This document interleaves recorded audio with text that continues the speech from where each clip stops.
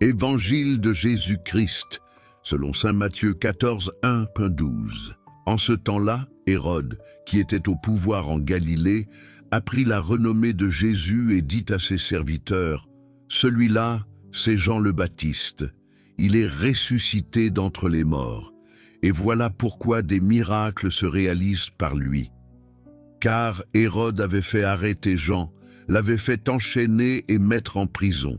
C'était à cause d'Hérodiade, la femme de son frère Philippe. En effet, Jean lui avait dit, « Tu n'as pas le droit de l'avoir pour femme. » Hérode cherchait à le faire mourir, mais il eut peur de la foule qui le tenait pour un prophète. Lorsqu'arriva l'anniversaire d'Hérode, la fille d'Hérodiade dansa au milieu des convives, et elle plut à Hérode. Alors, il s'engagea par serment à lui donner ce qu'elle demanderait. Poussée par sa mère, elle dit « Donne-moi ici, sur un plat, la tête de Jean le Baptiste. » Le roi fut contrarié, mais à cause de son serment et des convives, il commanda de la lui donner. Il envoya décapiter Jean dans la prison. La tête de celui-ci fut apportée sur un plat et donnée à la jeune fille, qui l'apporta à sa mère.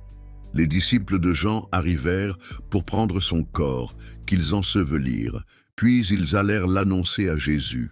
Acclamons la parole de Dieu.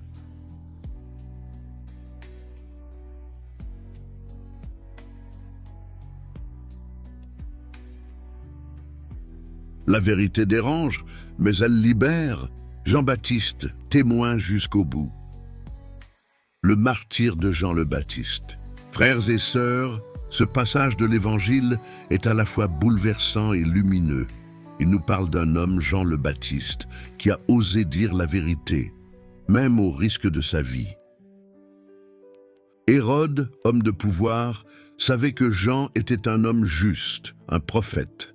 Mais au lieu d'écouter sa conscience, il a préféré flatter sa fierté, céder à la pression et protéger son image devant les autres. Résultat, il fait exécuter un innocent pour ne pas perdre la face. Jean, lui, est resté fidèle. Il a refusé de se taire face à l'injustice. Il n'a pas eu peur de rappeler à Hérode que ce qu'il faisait était mal. Et cette fidélité à la vérité lui a coûté la vie. Jean le Baptiste est un modèle. Il nous montre que la foi n'est pas confortable, qu'elle demande parfois du courage, mais que la vérité, même si elle dérange, est ce qui rend libre.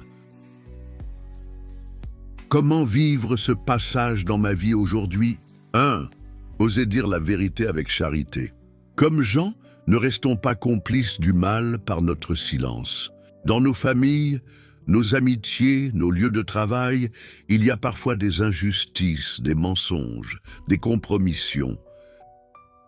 Demandons la sagesse pour parler avec amour, sans juger, mais sans fuir. 2. Ne pas avoir peur du rejet.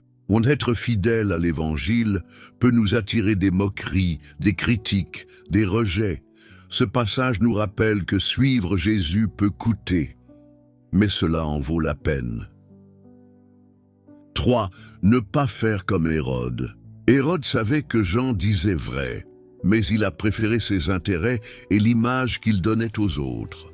Ne tombons pas dans ce piège, soyons fidèles à notre conscience, même si cela nous coûte une part d'orgueil ou de confort.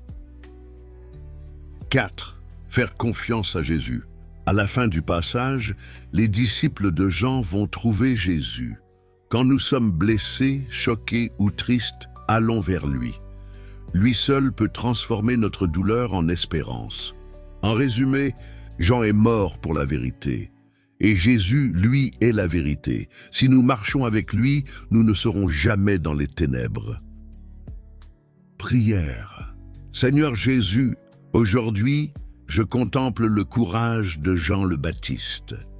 Il a choisi la vérité plutôt que le silence, la fidélité plutôt que le compromis, et l'amour de Dieu plutôt que la faveur des hommes.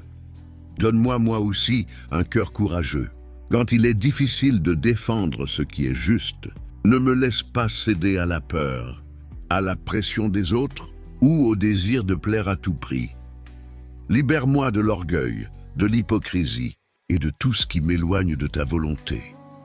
Apprends-moi à vivre dans la vérité, avec humilité, douceur et fidélité.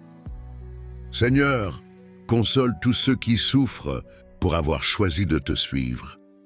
Fortifie les chrétiens persécutés, soutiens ceux qui annoncent ton évangile et fais de moi un témoin fidèle de ton amour.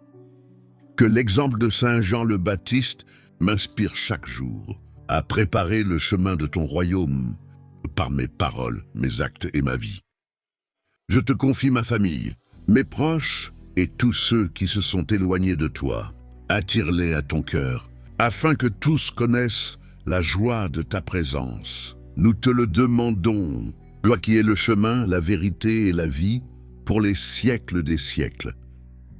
Amen.